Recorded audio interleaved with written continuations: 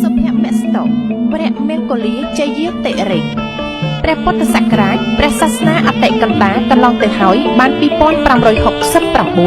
ត្រឹមថ្ងៃសុក្រ15កើតខែពិសាខលុះដល់ថ្ងៃសៅរ៍1រោចខែពិសាខឆ្នាំមមីអក្ស័កតទៅចូលពុទ្ធសករាជ2570និងកណនីឆ្នាំមមីឥឡូវនេះសង្ក្រាន្តចូលនៅថ្ងៃអង្គារ12រោចខែចែកត្រូវនៅថ្ងៃទី14ខែមេសាគ្រិស្តសករាជ2026វេលាម៉ោង10:48នាទីព្រឹកពេលនោះព្រះអាទិត្យចេញពីមជ្ឈរាសីស្ថិតនៅឯមេសរាសីតាមផ្លូវគោវិថីគឺផ្លូវកណ្ដាល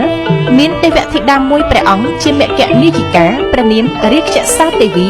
ជារាជបុត្រីទី3នៃកបិលមហាព្រហ្មគង់នៅចតុមហារាជការទ្រង់អំពរពណ៌ខ្មៅ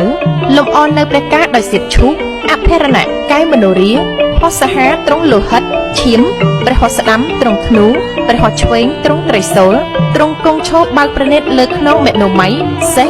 ជាមគ្គពីហណៈទើបនាំអស់ទេវបុត្រទេវធីតាទាំងមួយសែនកោដហោះទៅកាន់គុហាកែវធម្មមេលីនាទីភ្នំកៃឡាសខេត្តហេមពាន្តជាទីតម្កល់ទុកនៅព្រះសិរសាកបិលមហាព្រហ្មដែលតម្កល់លើពានមាសនាំមកដង្ហែប្រតិសិនភ្នំព្រះសុមេរុរាជតាមផ្លូវព្រះអាទិត្យចរចំនួន60នាទី